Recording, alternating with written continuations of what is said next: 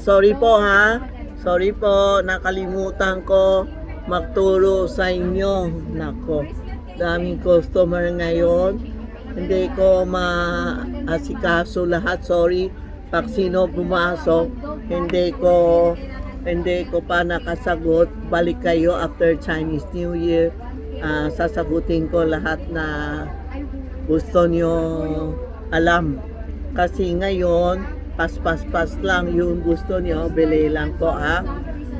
May tuturo ako sa inyo, di ba? Last 2 years, may nagturo ako isang baso na tubig, lalagay sa harap ng tindahan, o sa bahay, o sa harap ng bahay, o sa loob ng kondo, basta may isang baso tubig.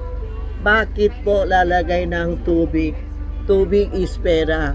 Pag dinagay natin sa pintuan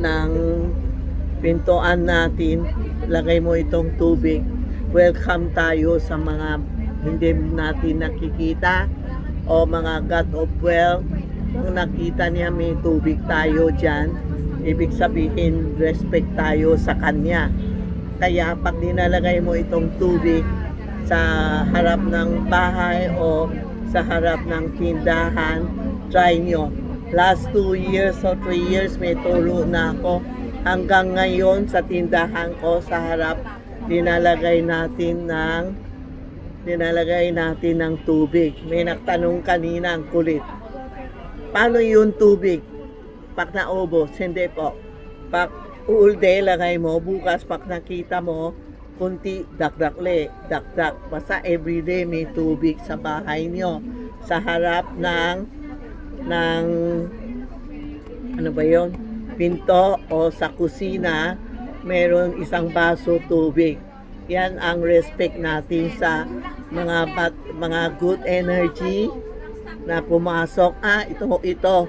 Bibigay natin ng pera. Pero, it's me, ito ang ibig sabihin pang dinagay mo ng tubig sa harap ng tindahan o harap ng bahay.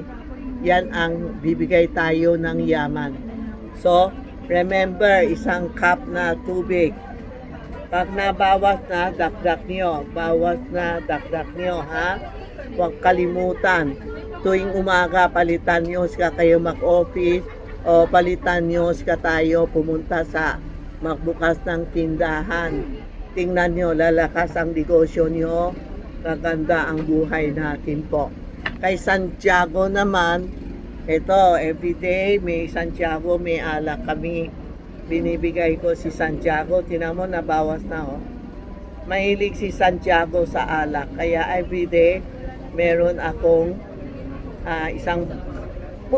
dati binigay ko tubig. Puro nabuhos, nahulog ng customer, yun ang customer. Kaya, yung dinagay ko tubig, sabi ko parang mali eh. Dinagay ko ng alak hang everyday. Talagang maganda. Iniinom niya. Nababawas na po. Ha? Kaya, Santiago ha, alak ha, everyday. Yan po ha. Tubig, everyday, sa tindahan, sa bahay, sa bodega, sa kusina. Yan, lalagay natin tubig. Tingin nyo anong result tinuro ni Tita Maxi. Improve o hindi. Okay? Salamat po.